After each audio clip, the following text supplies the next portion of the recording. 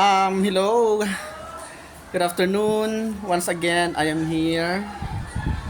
At sa araw na ito ay ating pag-uusapan ang tungkol naman sa biases. So, sa last video natin, diniscuss natin yung tungkol sa mga logical fallacies, di ba? Meron tayong 9 logical fallacies dito sa Introduction to the Philosophy of the Human Person, and a sort of recapitulation. Narito sila. Una yung ad hominem, then appeal to force, we have appeal to emotion, we have appeal to the popular, we also have appeal to tradition, the begging the question, and cause and effect, and the fallacy of composition, and the fallacy of division. Now this time, pag-uusapan natin ang patungkol sa bias. Di ba madalas natin naririnig yung word na bias kapag sa tingin natin yung statement ng isang tao ay merong pinapaboran, di ba, against someone, di ba? So when looking at an opinion, be aware of bias or the personal views of the person presenting it. Okay? So biases are not necessarily errors in reasoning. So hindi naman nangangahulugan na mali yung reasoning sa bias. It's just that pag sinabi nating bias, it refers to the tendencies or influences which affect the views of people. 'Di ba? Yung tendency or influences na maaring makaapekto sa pananaw ng tao. So, bias cannot be avoided. So, hindi natin naiiwasan yung mga biases na yan is in any discussion or debate. What is important is that the people engaging in the discussion are aware of their personal biases and have an open but critical attitude toward and other views which conflict with their own. Okay? Yung mga pananaw kasi natin ay hindi naman talaga magko-conform sa bawat isa. So, it's important na meron tayong critical attitude, 'di ba? Towards other views na posibleng magkaroon ng conflict sa ating sariling pananaw. So, here are the 6 biases that our reference gives us. The first bias ay yung tinatawag nating correspondence bias or the attribution effect. Okay, so ano yung characteristic ng correspondence bias or the attribution effect? It is the tendency to judge a person's personality by his or her actions without regard for external factors or influences. Di ba madali tayong nagja-judge sa tao? Okay, so pag nakita natin yung isang tao, nagbibigay na agad tayo, especially kung may ginawa yung tao, ang bilis nating magbigay ng judgment doon sa taong yon without considering other factors why that person acts that way. Okay, so example ng correspondence bias or yung attribution effect is these soldiers who fought in the war are all bloodthirsty murderers. 'Di ba? Inusgahan yung mga sundalo as bloodthirsty murderers. Other definition of correspondence bias is it is the tendency to form assumptions about the person's character based on their behavior. 'Di ba? Yung nakikita natin yung isang tao parang ang likot-likot niya. So ang bilis nating magbigay ng ating assumption tungkol sa kung anong uri ng tao 'yon. Dahil nakikita natin sa taong 'yon masyado siyang malikot. Nakakapag-judge kaagad tayo. So when we try to explain why people act in a certain way, we often focus on personality traits, 'di ba? Madalas tinitingnan natin yung katangian ng tao, yung traits niya, underestimating the power of specific situations to lead to specific behaviors. So, hindi natin na kinukonsider what other factors cause that person to act such manner. Diba? Akala natin walang pinagdaraanan ng tao. We're just quick to judge. So, here is another example for you to easily understand itong correspondence bias or the attribution effect. So, imagine that you are in your favorite cafe having some coffee. Okay, nasa paborito mong cafe ka nagkakape. All of a sudden, you hear someone enter who is talking on their cell phone. So may narinig ka na pumasok doon sa cafe na may kausap sa cellphone. Then the cafe is relatively quiet. So napakatahimik ng cafe. So this person's phone conversation is bothersome. So since tahimik yung cafe, medyo naistorbo ka doon sa conversation na naririnig mo between the person on the line and the person who enters the cafe you are in. Okay? So you look up from your coffee, parang ganito yung itsura mo, di ba? Kakape ka. So you look up from your coffee, annoyed. No, parang nainis ka. Annoyed at the intrusion. And think, what a rude person. Di ba? Yung ang tahimik ng cafe, tapos may biglang pumasok na tao, may kausap sa cellphone, feeling mo na istorbo ka. Bigla mong inisip na, napakabastos ng taong to. Samantalang ang palibot niya ay napakatahimik, tapos ang boses niya napakalakas. Okay, so we are very quick to judge. So, doon sa example na yon, ginudge natin yung tao dahil sobrang tahimik ng lugar at parang nakaka-istorbo siya. Ang sinabi natin, or inisip natin that that person is so annoying, so rude, napakabastos. Pero, hindi natin tiningnan what is the reason why that person acted that way. Okay? So, in reality, ito yung behind the scene. So, in reality, this person is having a family crisis and she is in the phone with her daughter's school. Okay? So, she can coordinate picking her up. Nasa school yung kanyang anak, so nakikipag-coordinate siya through phone call para mas ma-settle nila kung paano niya pipick upin yung kanyang anak doon sa school. So in general, this woman is not someone who talks on the phone in public spaces. So hindi naman talaga siya ganon na nakikipag-usap sa public sa kanyang cellphone. So however, this time sa pagkakataong lang 'yon na timingan mo lang. It was nearly freezing outside, so napakalamig sa labas and so loud that she couldn't hear.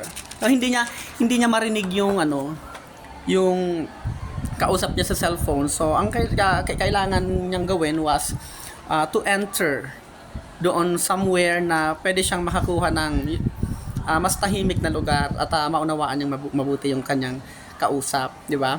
So she slipped into the cafe to try to finish this important conversation somewhere warmer and quieter. So yun yung reason kung bakit pumasok yung tao galing sa labas, kausap niya na yun.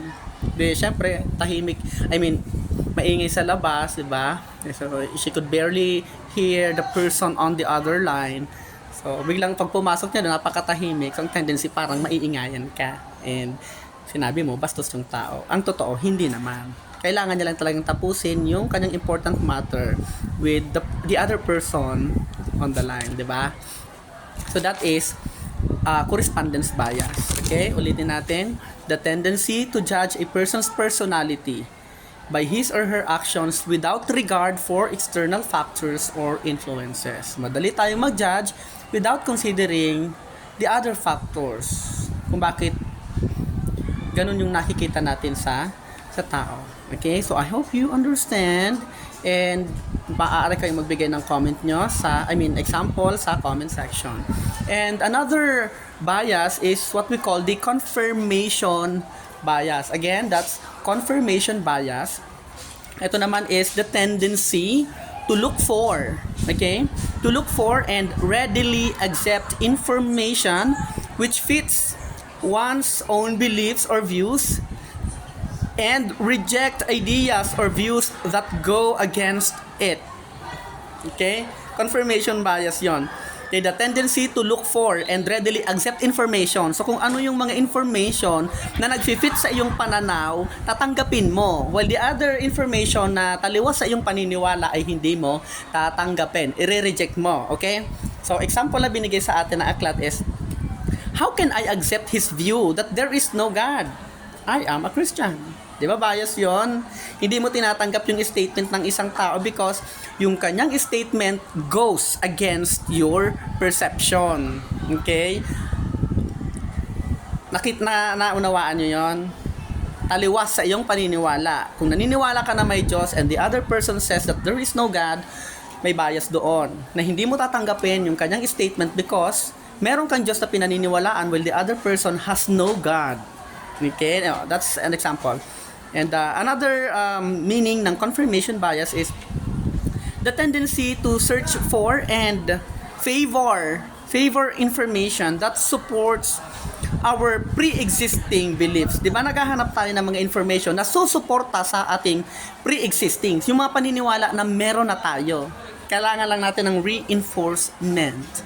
Okay, so another example is, imagine that a person believes, naniniwala ng isang tao, that left-handed people are more creative than right-handed people. So yung mga tao daw na kaliweta ay mas creative kumpara daw doon sa mga tao na kanan ang ginagamit nila.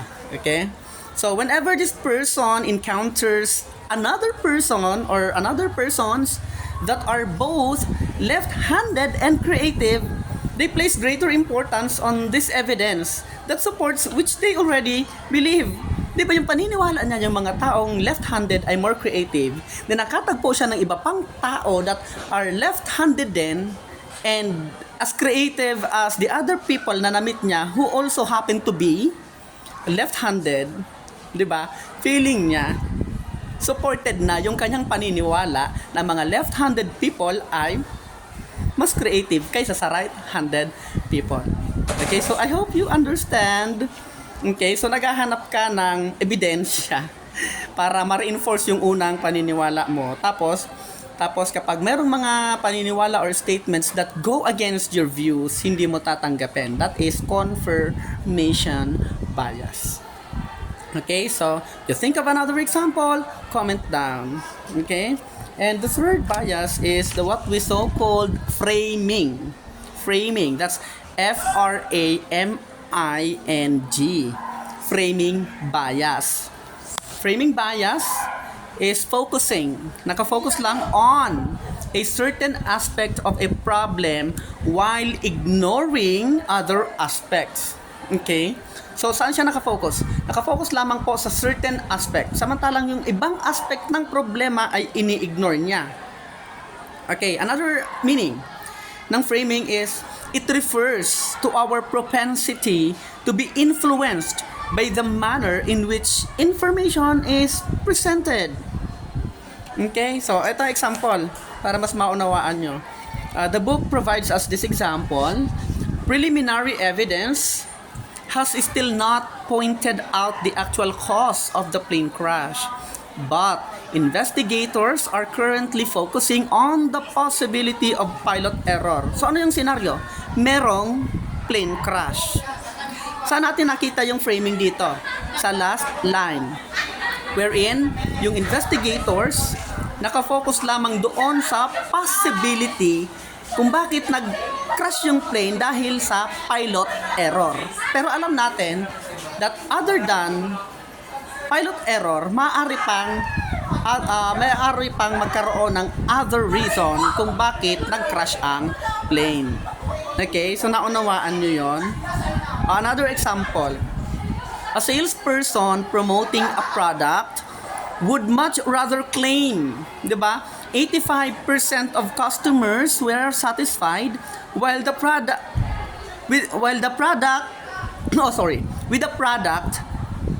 then admit 15% of customers were dissatisfied.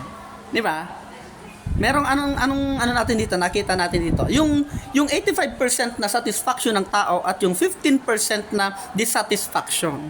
Pero ang pinopromote dito ng salesperson, yung 85%. Yun lang ang binanggit niya. Ini-ignore niya yung 15% kasi ang tendency pag binanggit niya na merong 15% na tao na dissatisfied sa product nito, parang kabawasan, 'di ba? Maaring kabawasan sa sales nila 'yon. So nakita niyo 'yon.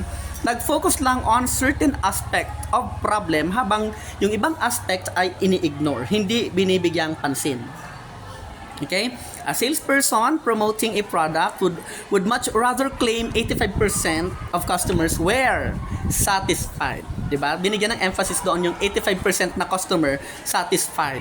Tapos hindi nila binanggit na 15% ng tao ay hindi na satisfy sa kanilang produkto. Diba? I hope you understand the concept of framing bias. Okay? So, you can think of another example and i-comment nyo dito sa ating pong comment section. At I'm so much excited na makita how you are learning from this video. Okay, pang-apat na bias is yung hindsight. Hindsight. Okay, yung H-I-N-D, yung sight, S-I-G-H-T. Yung characteristic ng hindsight is that it is the tendency to see past events as predictable. Yung tendency na makita natin yung nakaraan as predictable or to ascribe a pattern to historical events. Okay, para mas maunawaan nyo ay bigay tayo ng example. Though merong example yung aklat, parang ang hirap para sa inyo to understand this, pero I'm making it simpler for you. Okay, example ng hindsight is Magellan's assault on Mactan Island was foolhardy venture made by an overconfident, careless man who underestimated the valor of the native Filipinos. So hindi naman masyadong in-specify. Pero 'di ba, nanalo yung Filipinos. Yun yung pinakikita. Though si Magellan ay nagkaroon ng assault dito sa Philippines, parang alam natin that in the end Filipinos will win over them. Di ba? The tendency to see past event, makikita mo yung nakaraan as predictable. Okay? So parang nahuhulaan mo na yung nakaraan na ay talagang ganito ang mangyayari. Ito, to make it simple for you, here's another example. Ito, a spectator. When we say a spectator, manonood. Okay? A spectator claiming, I knew they were going to win after the game is over. 'Di ba? Alam ko na sila ang mananalo. 'Di ba?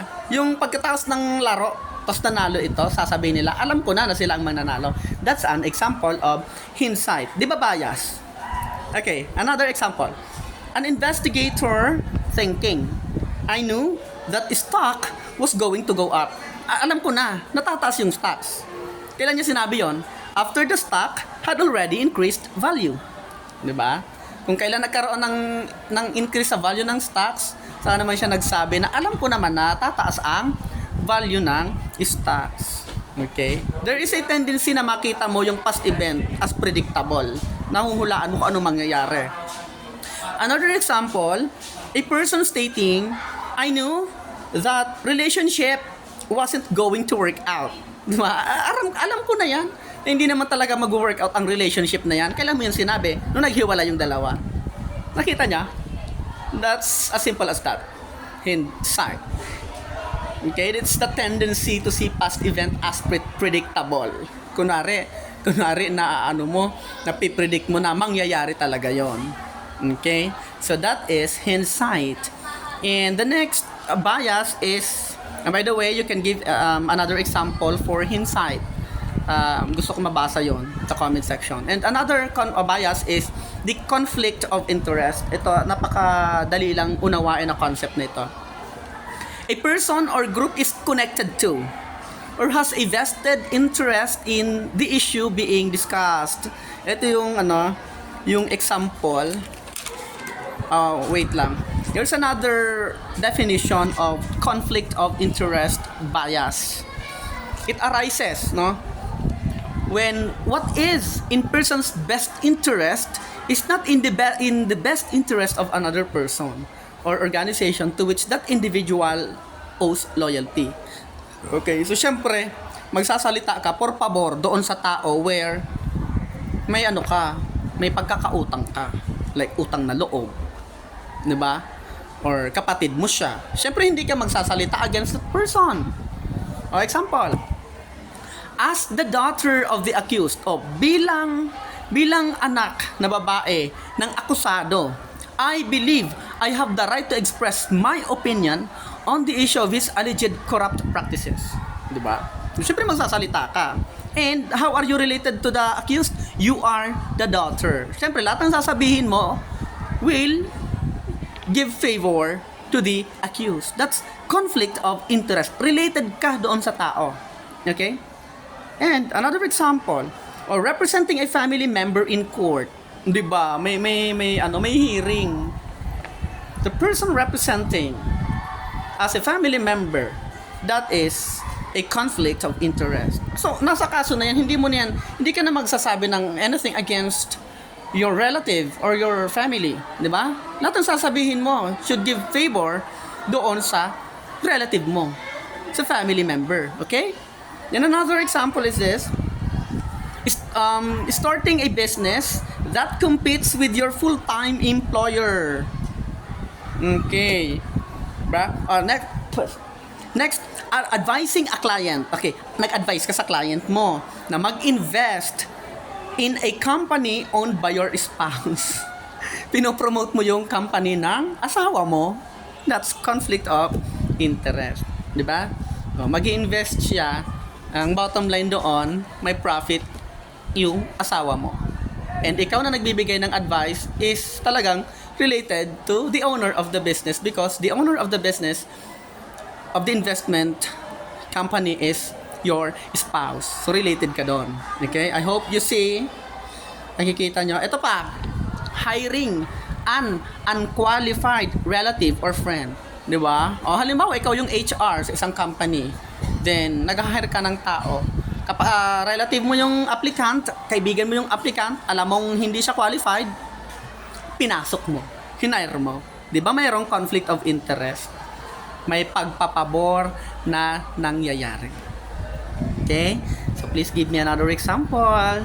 And the last bias is the cultural bias. Dito, it's analyzing an event or issue based on one's cultural standards. Okay, nag-a-analyze ka ng isang issue, nag-a-analyze ka ng isang event, at ang basihan ng iyong pagbibigay ng analysis is yung sarili mong cultural standards.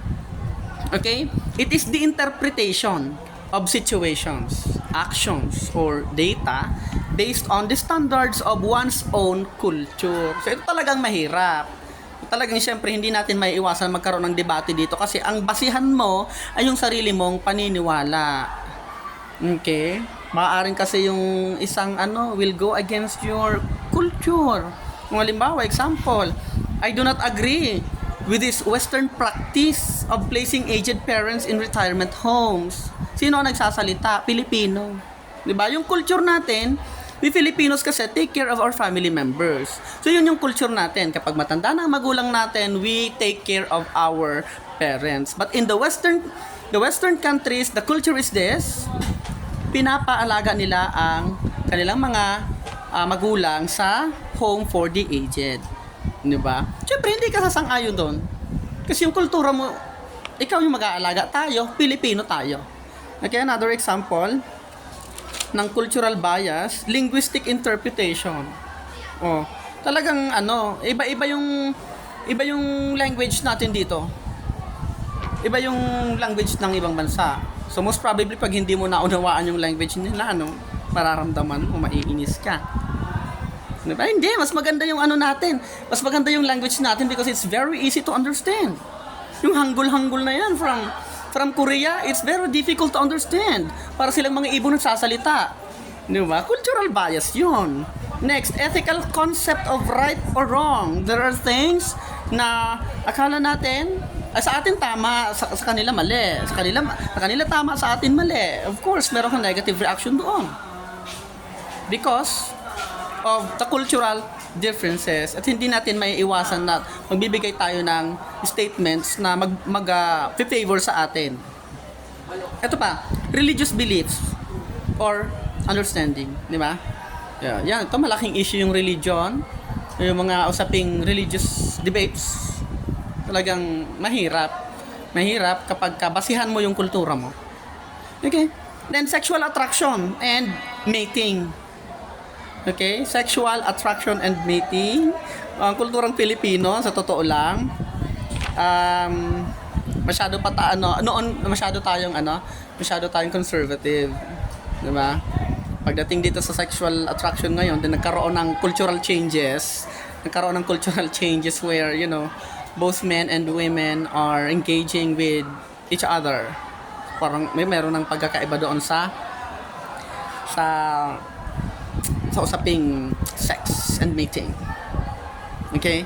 So if you could give another example under cultural bias, please do so. Comment down. And it's my pleasure to give you this 26-minute video lesson. So I hope you understand. At kung hindi nyo naunawaan, you can always watch this video. Okay? Para mas maunawaan natin yung lesson natin, any concept, I advise everyone na paulit-ulit yung panoorin ito. Okay, ulitin natin. I have discussed 6 biases. Number 1 bias is the correspondence bias or the attribution effect. Second bias is the confirmation bias. And the third bias is framing. The fourth one is hindsight.